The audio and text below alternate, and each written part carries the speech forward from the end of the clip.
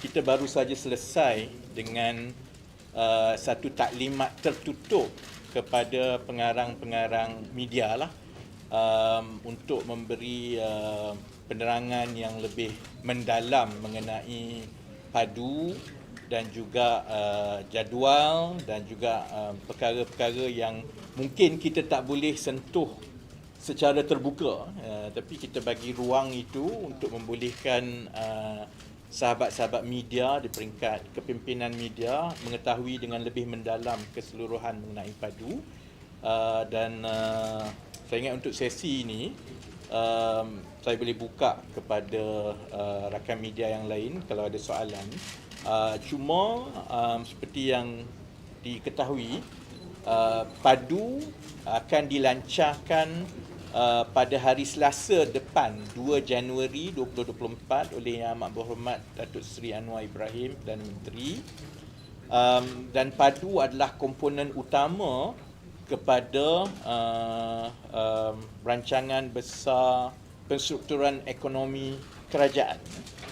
Sudah tentu yang kita sudah sedia maklum ialah PADU ini adalah pangkalan data utama yang akan ada profil khusus setiap individu dan isi rumah yang akan dijadikan rujukan dalam penentuan penyasaran subsidi nanti. Tapi selain daripada itu, PADU juga adalah backbone database kepada khidmat digital kerajaan.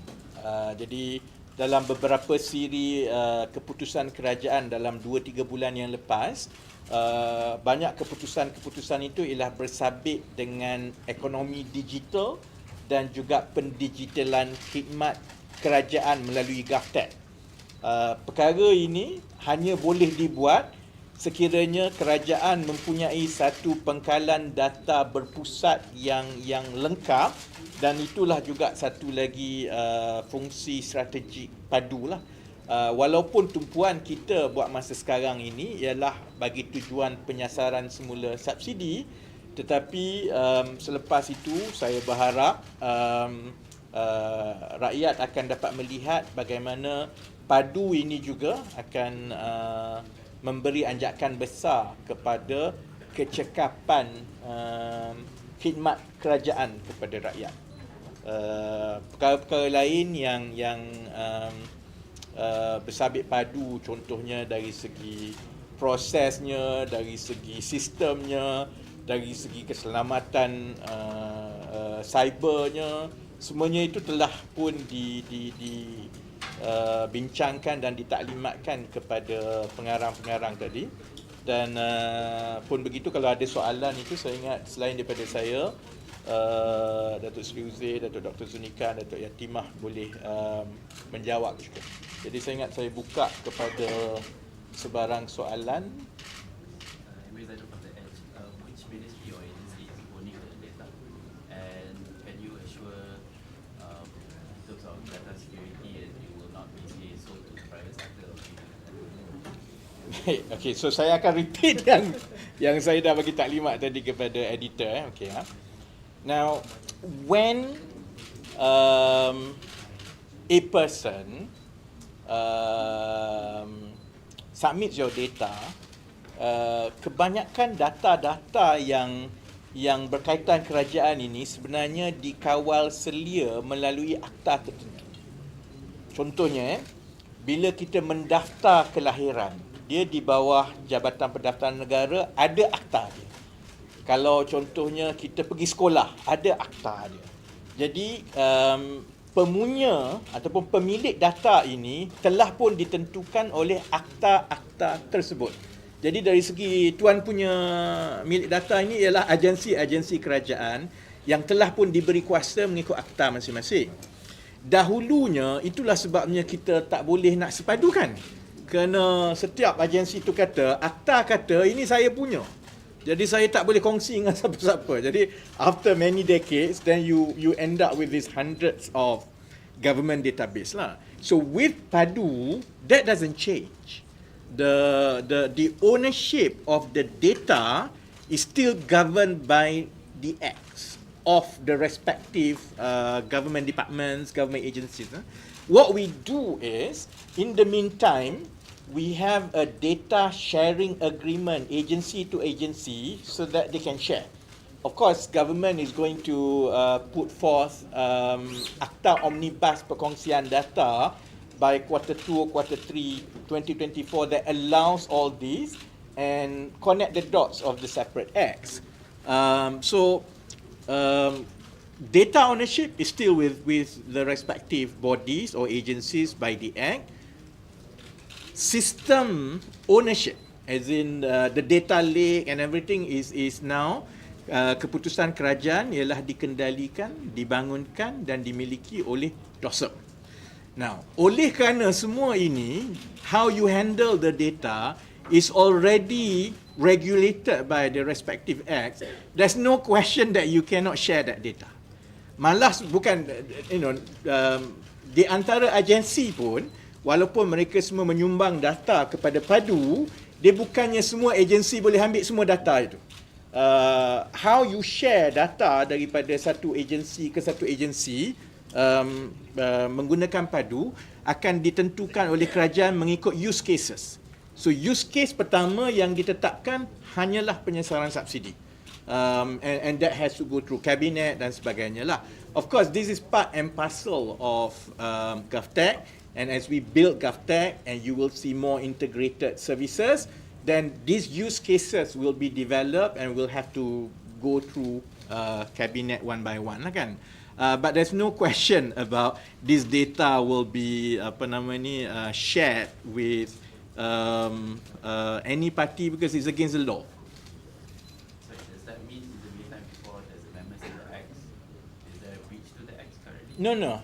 Kerana dia memang sudah ada perjanjian perkongsian data. Jadi dalam akta masing-masing, dia memberi kuasa kepada menteri masing-masing atau ketua pengarah masing-masing untuk membolehkan data ini dikongsi. The reason why it was not done before because it's so tedious. There are about 300 government agencies, so you have to enter one by one. Itu belum campur lagi dengan peringkat kajian negeri, dengan daerah semua kan. So it was not done before. For us to be able to come to this stage, we actually had to go through that lah. It's tedious lah. Dan sebab itu, bila ada akta omnibus, dia akan membolehkan perkongsian data di antara agensi kerajaan ini berlaku, and it will close that loop. But there's no data breach whatsoever lah. Ada soalan lain? Dari segi update data dalam tu, ada berapa persen kita update kan? Okey. Sebab ada untuk tahun ni kata dia kerja untuk tahun depan misalnya. Untuk tujuan kita buka kepada orang ramai untuk sahkan ini, sudah tentu kita dapatkan semua data masuk dalam data lake kan. And kebanyakan proses dia ni selalunya pakai FTP lah kan, secure FTP. Maksudnya the whole database tu dia submit, dan dia akan ada regularity daripada agensi masing-masing untuk memastikan secara berkala data terbaru ini dihantar. Pada masa yang sama, orang ramai pula bila ada portal PADU nanti dibuka, they can go and update at any time. Tetapi going forward, sudah tentu the idea is to start developing as many APIs as possible, supaya, because dia ada dua cara macam mana kita nak database ni, macam mana kita nak update. Satu melalui FTP lah, maksudnya you give a static data, kemudian the data has to be incorporated, clean and mesh semua lah, itu melalui FTP. Dia tak real time tapi it can be near real time depending on the frequency of the data submission by the agency. But the ideal situation is when you start having API.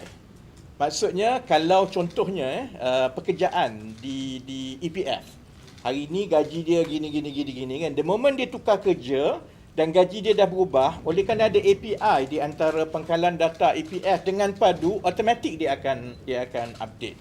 Jadi that is the fasa-fasa yang dirancang. Kita buat masa sekarang ini lebih kepada kemaskini berkala daripada agensi-agensi, but we will move to API because you need to have API for GovTech to work. Yes. So what percentage of the data when the portal opens launches to the Rakyat manually input, and what percentage is automatically inputted from the government agencies? Actually semua maklumat tu memang dah ada daripada kerajaan, automatic. I think kita 90 kan, the latest count 290 pangkalan data kan daripada kerajaan, agensi semua. So actually semua data tu dah ada.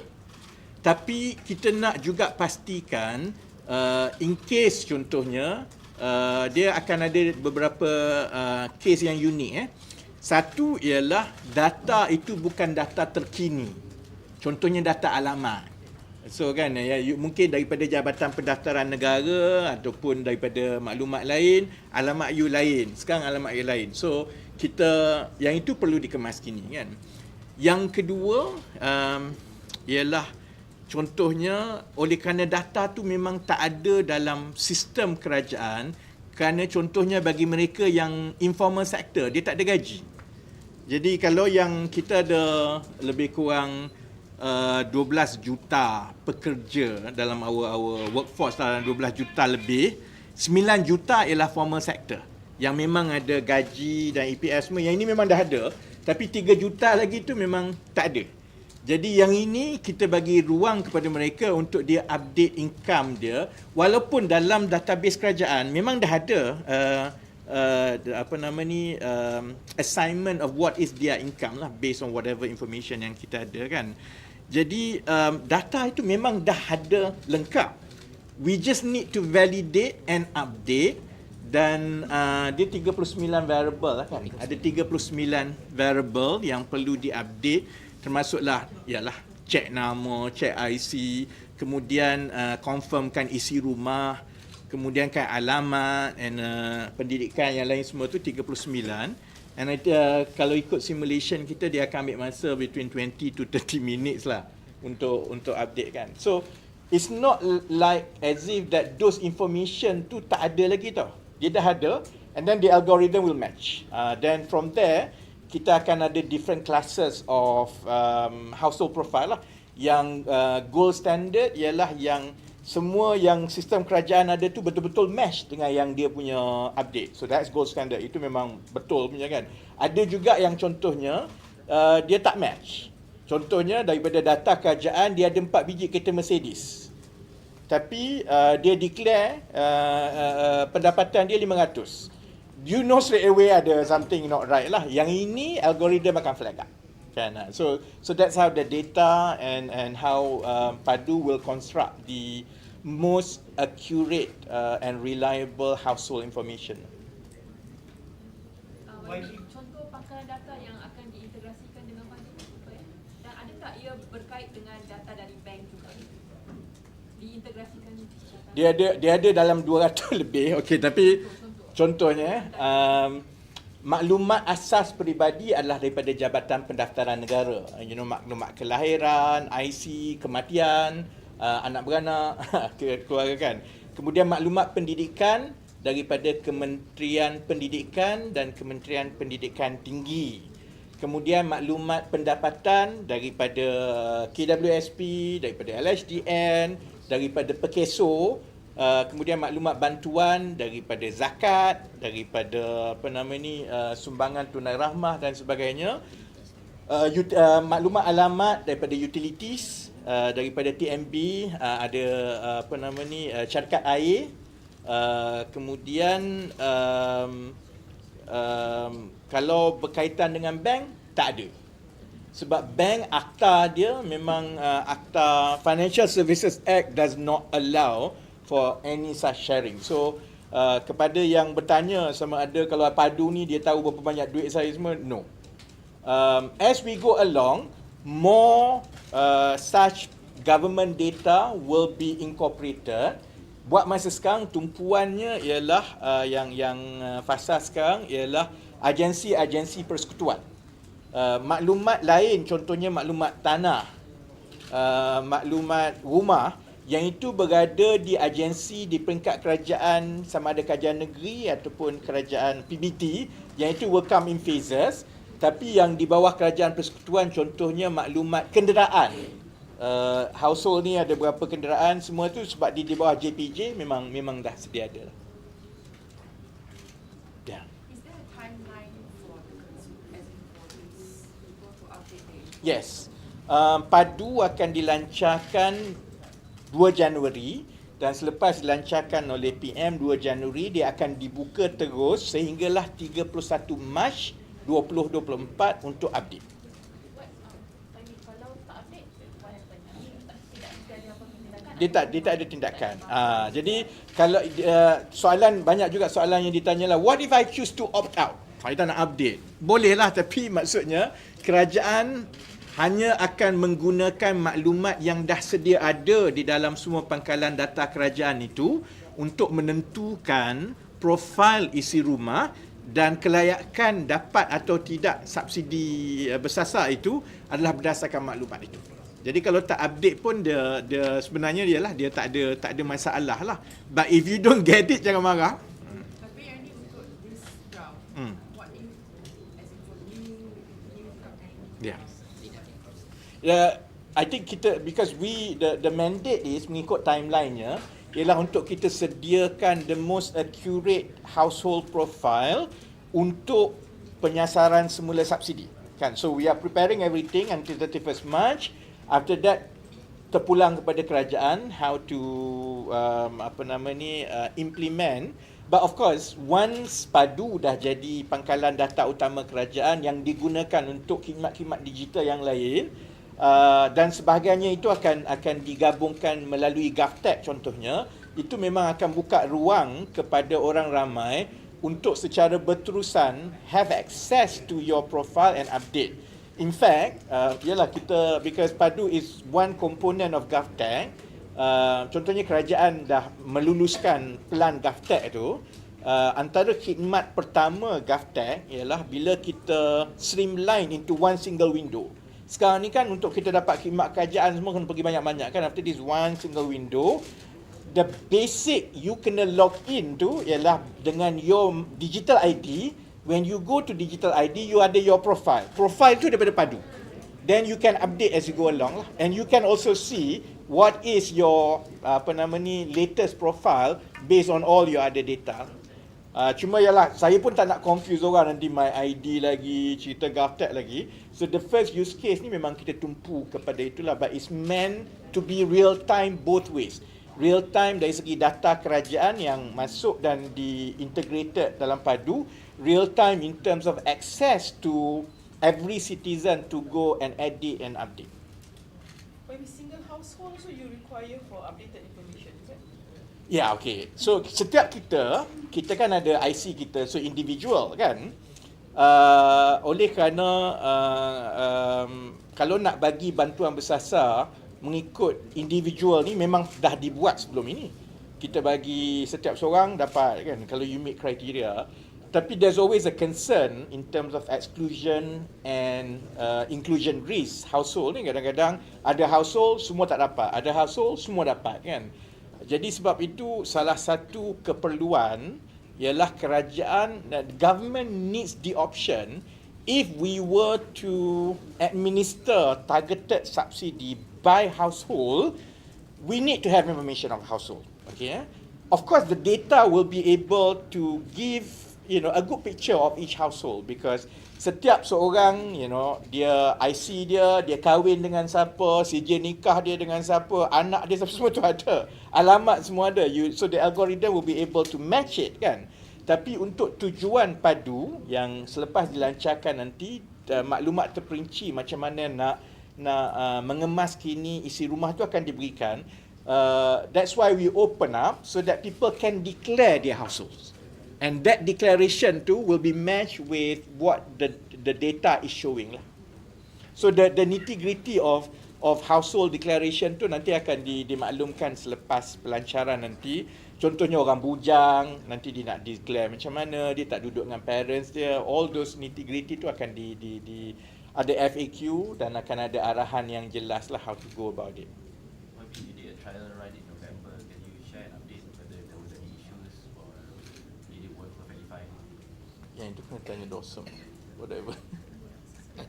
Kita dah buat rintis di Lembah Kelang, contohnya di Rejang dan di beberapa tempat lah. Di Pandan mana? Di Pandan pun Pandan kita ada. Jadi kita dapati penerimaan orang ramai user untuk mereka datang kepada kita buka di PADU lah, Pusat Digital Ekonomi, dan kita dapati mereka memang menunggulah untuk ini, dan secara umumnya kepada yang mungkin dah berumur tu kita kena assist.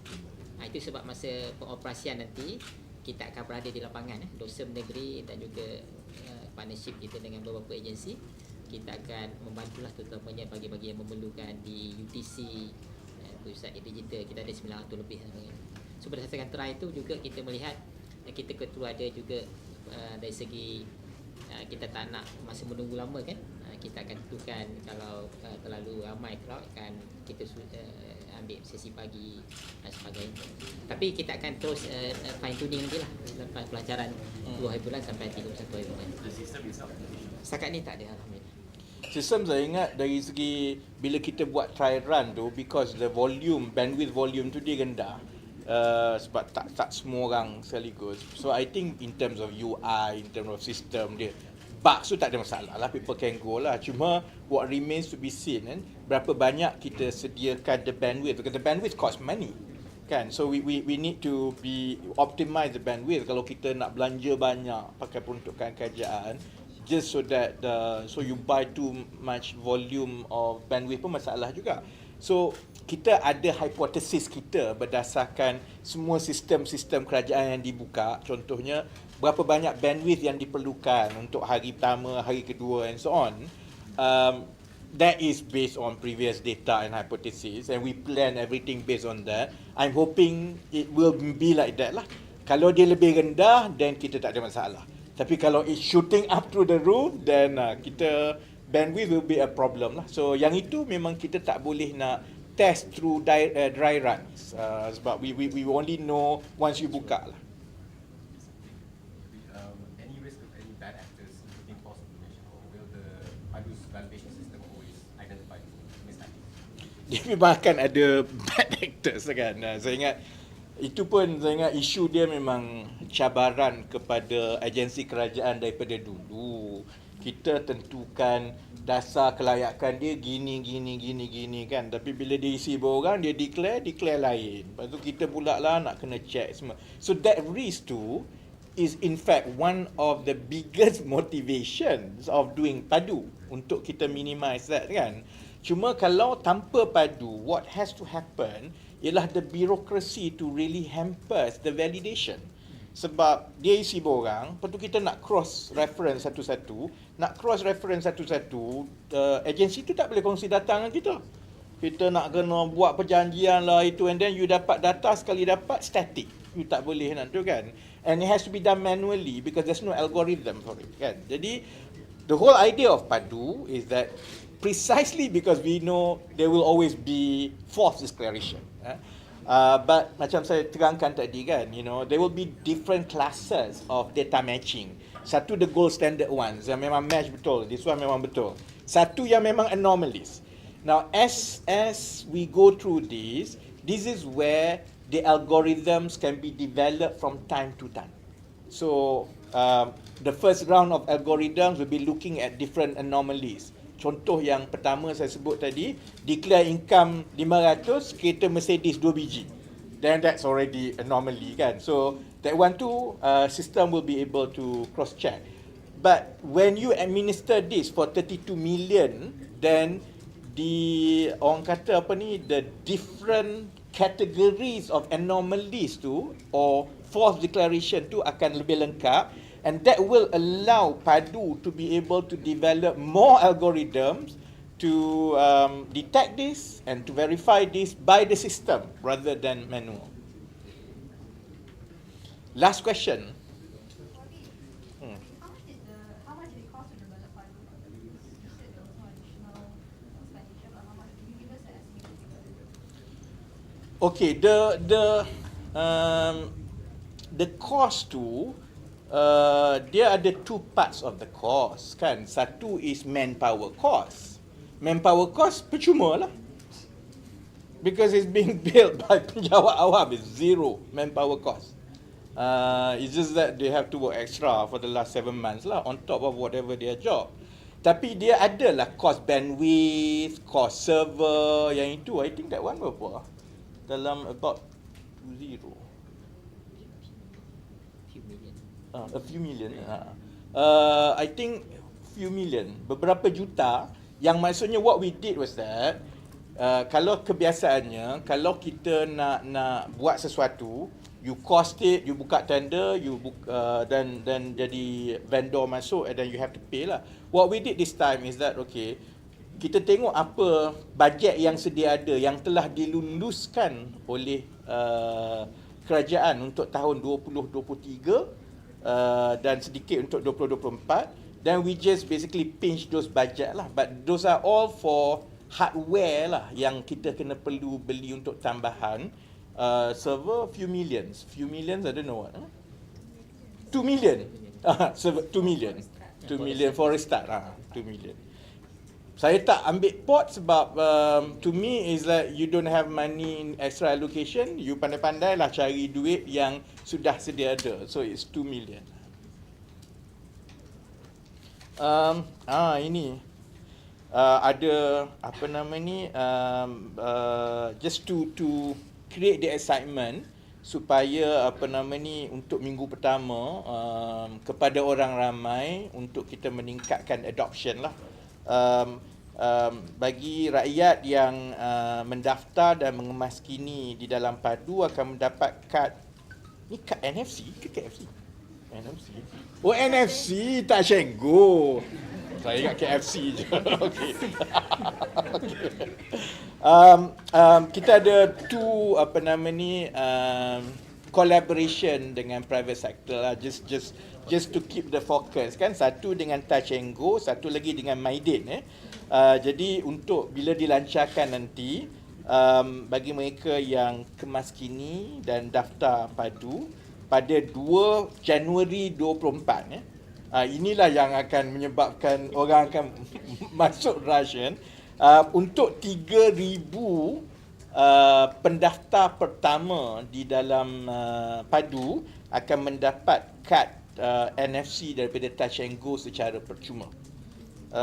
Kemudian PADU juga bekerjasama dengan Maidin, dan bagi mereka yang dah berdaftar, mereka layak untuk mendapat diskaun di Maidin. Dan kita galakkan seberapa banyak retailer yang lain dan khidmat yang lain untuk turut serta seperti Touch and Go dan juga Maidin untuk menawarkan dan for them to create their own apa nama ni ialah discount or offers untuk ride on the focus and excitement on apa nama ni PADU in the next few months lah, tanpa ada satu sen pun daripada kerajaan. So we predict there will be a lot of excitement dan juga registration orang nak masuk PADU and so on. Kalau ada any third party, you want to use this to get more crowd to your apa nama ni superstore ke ataupun use your digital service, by all means, seperti mana yang telah di kolaborasi kita dengan Touch and Go dan juga dengan Maidin. Foto op dah? Okey. Oh, ada foto op PADU. Oh ya. Oh, ini rupanya. Okey, saya ingatkan notebook tadi. Okey, so. Okey. Ini inilah NFC-nya.